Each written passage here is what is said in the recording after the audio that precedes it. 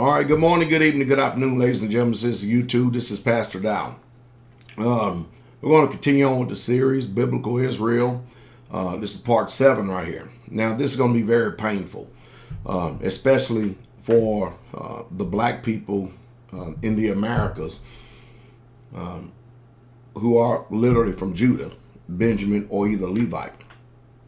It's going to be very painful right here because when we read the Bible, we understand strictly from a scriptural point of view who real, true biblical Israel was.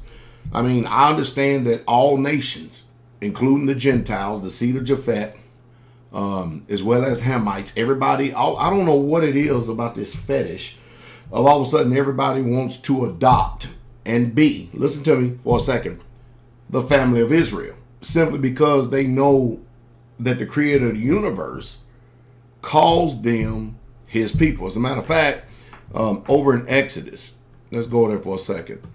Exodus chapter 3, verse 10. You know, listen to what the Most High said. All right, 3:10. Come now, therefore, and I will send thee unto Pharaoh, that thou mayest bring forth my people. Listen very closely. The children of Israel out of Egypt.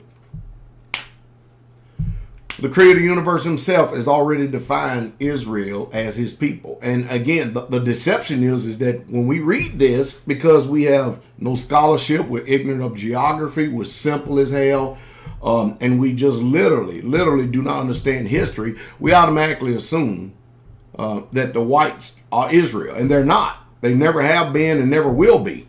I'm talking about as a nation of people. And again, let me reiterate and state that Yahweh didn't choose Israel simply because they were a black nation. He chose them simply because he set his love upon them, because all the nations during that particular time frame were all black in that region. So being black, there's nothing basically divine about being black at this particular time. It's just the fact that Yahweh chose Abraham and chose to set his love upon him. And out of Abraham, he was going to bring forth his people, his covenant.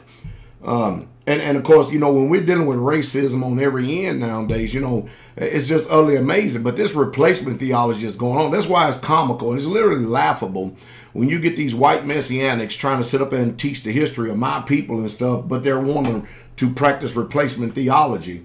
And they want to act like that they understand exactly what it means to actually go through these captivities and stuff when they've never had a whip on their ass. Now, don't get me wrong. I'm not ignorant of the white European slavery that has taken place through the Arabs and in other countries. I'm not ignorant of that. It's just a fact. That's not my focus. That's not my attention. My attention is biblical Israel according to the Bible. But let's go ahead and get to the point right here. So you got 70 people that went into Mizraim, or Egypt, the land of Kemet. All right.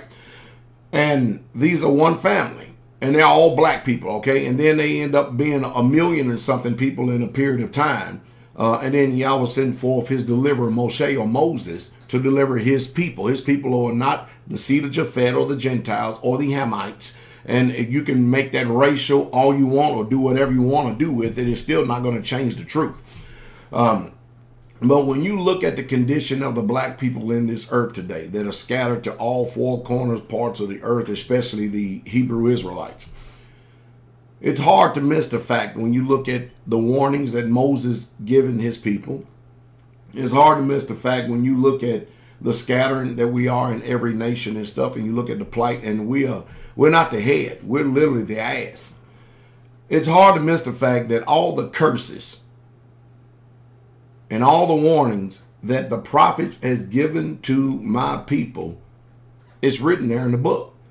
If you just start off in simply Deuteronomy 28, you'll see that doesn't fit any white nation. Those curses fit the Hebrew Israelites, the blacks that were brought to the Americas. Simple. It's just that. It's just a fact. Go read them and see if these Jewish people of today fit Deuteronomy 28. And I know the angle that these people are trying to use. They're trying to use the angle of the blessings of Abraham. But when you go look at the history, how in the hell can you use the blessings of Abraham when my people were, number one, rebellious as hell? They murmured, they griped, they complained, And I tell you, the envy amongst my people is literally appalling. Literally appalling. You know, there used to be a time when there was respect for the hoary-headed people. That means people who had gray hair, you know, gray hair on their head and stuff. It used to be a time that people had respect for the ancients. Now all that respect is gone. This is a generation that curses father and mother. Meaning, we ain't gonna do a damn thing you say. It's amazing. Even Ishmael obeyed his father and stuff, even though he was a grown man when he gave him counsel and understanding of, man, put away this tent, put away this peg from you and stuff. I mean, it's just utterly amazing. So we as a black people, if the nations have learned how to be rebellious as hell, they learned it from my people, biblical Israel, because there's not another nation that can tell their God to go to hell like we have. I mean, after all, why should he deal with us as a people? And he has dealt with us. And he has given us over, to bitterness, literally bitterness. And the nations have literally whipped our ever-loving ass, especially the Greeks and the Romans, the Europeans and the Americans. They have literally whipped our ass. Of course, you know, we was sold and traded by the Arabs and the Hamites. But if there's ever a people that has taught the world how to rebel against the creator of the universe, it was the biblical Israelites. That's why all these curses have come up on us as a people. And if you look at us today, our condition is pretty sad. Even with all the knowledge that's presented today, our women, they get on these videos, they make themselves cheap. Today, it seems like the height of intelligence is how much a woman can shake her ass and shake her chest. And then the men, it's a disgusting point of view. They wear their damn pants down below their butt cheeks and ass and stuff, and it's just a sad condition. And then the envy between us. You know, we are so passionate at murdering and robbing and killing each other. You don't see too many black on white crimes. You mostly see black on black crimes. Look at Chicago. Look at New York. Look at Compton. I'm talking about some of the major cities. Look at Memphis, Tennessee. It's just sad. It's sad. And no matter what you say, you're not going to recover the blacks out of this condition. Only a few are going to be recovered. And they're going to continue to keep perpetuating these curses upon each other. And the nations know it. You know, when you read this book right here, the Apocrypha, you know, we know that according to the Torah, it's forbidden for us to eat swine's flesh. There's something spiritual about going against the Torah. When you start eating swine's flesh, the abomination in their mouths, everything that the word says not do, and you read the history book of the Maccabees right here, when you find out that these Greeks and Romans forced many of the Israelites to eat swine's flesh. It's just a shame. Matter of fact, let me turn over here and read it for you real quick. Because most of you, I know you're not going to read it. You're not going to read it. You're not going to get it. You don't want to understand it. You don't want to hear it. But it's a sad situation. It's a sad situation. Let me get some glasses on here for a second. All right, look what it says right here. I'm in First Maccabees. And I'm going to read chapter 1, verses 11 through 16. Now first of all, we're going to deal with the Greeks first, okay? So we can chain this together to see the condition of the people. All right, look what it says. And in those days, there went out of Israel wicked men who persuaded many, saying, let us go and make a covenant with the heathen that are round about us, for since we departed from them, we have had much sorrow. So this device pleased them well. Then certain of the people who were forward herein that went to the king, who gave them license to do after the ordinance of the heathens. And that's what we're doing today. We literally have license to transgress because we have chosen to submit to this Greco-Roman European order that is set up today. And it's just a sad situation because, see, they know that if we start to understand, as the Masons, they know who we are. But if they know if we start obeying our Yah, we'll begin to turn this captivity. But our people are rebellious as hell. I'm telling you, they're killing, they're murdering, they're robbing, they're raping. I don't understand the passion of us of always wanting to kill each other as a nation. But it's there. It's there because of the curses. And then look what it says. Whereupon they built a place of exercise in Jerusalem according to the customs of the heathen, and they made themselves uncircumcised, and they forsook the holy covenant and joined themselves to the heathen and were sold to do mischief. That's like our people today. You know, it's against our law to eat swine's flesh. It's against our law to esteem Sunday above the Sabbath, the 7-day Shabbat. And it's against the law for us to bow down and make graven images and serve wooden statues and put up trees in our home for Christmas and chasing fertility goddesses like Easter and everything else. But you ain't going to stop these rebellious people from doing it. Why? Because they have eaten so much swine that they become just like the nation who gave them the swine. It's just a sad situation. But look what it says right here. Now, when the kingdom was established before Antiochus, he thought to reign over Egypt, that he might have dominion over 2 realms. Now let's go skip all the way down to verse 41. First Maccabees, verse 41. Let's get to the heart of the matter. Moreover, King Antiochus wrote to his old kingdom that all should be one people. There go your new world order, all right? And everyone should leave his laws. So the heathen agreed according to the commandment of the king. The heathen, they already gonna agree. You know what I mean? Because it's just the way they are. It's like America. America is a heathen, pagan, satanic nation. And so they agreed to the laws of the land. I mean, you can hear what people say, but watch what they do. That tells you the function of the people. So look what happens right here with these Israelites. And everyone should leave his laws. And so all the heathen agreed according to the commandment of the king. Yea, and many also the Israelite consented to his religion and sacrificed unto idols and profaned the Sabbath. How many blacks in this country have sacrificed to idols and have profaned the Sabbath by keeping Sunday? Look at them. And then you got your boot-licking, wicked-ass Israelites or like TD Snakes, Creflo Dollar, that's just perpetuating the curses even more. And you think you blessed because you got some Federal Reserve notes, because you're bowing down to the Greek god Adonis and everybody else and Diocletian and everybody else. And you're assuming that you are in the order of Yah. And you're really screwed up as hell. And you're on your way to a living, burning, eternal lake of fire. And let's go on what it says right here. And the king has sent letters by messengers unto Jerusalem and to the cities of Judah, that they should follow the strange laws of the land, and forbid burnt offerings and sacrifices and drink offerings in the temple, and that they should profane the Sabbaths and festival days. And you can't talk to a black person today about keeping the 7 holy feast days and see what happens. And see how passionate they are about Black Friday. See how passionate they are about Christmas and Easter and Sunday. They all but curse you out. And then try to take that dang divine swine out of their mouth. Whoo, they will curse you to your face. You watch. Look what it says. They should pollute the holy sanctuary and set up altars and groves and chapels and idols and sacrifice swine's flesh and unclean beasts. That they should also leave their children uncircumcised and make their souls abominable with all manner of uncleanness and profanation. To the end, here's the key right here, to the end that they might forget the law and change all the ordinance. And whosoever would not do according to the commandment of the king, he said he should die. And that's what happened.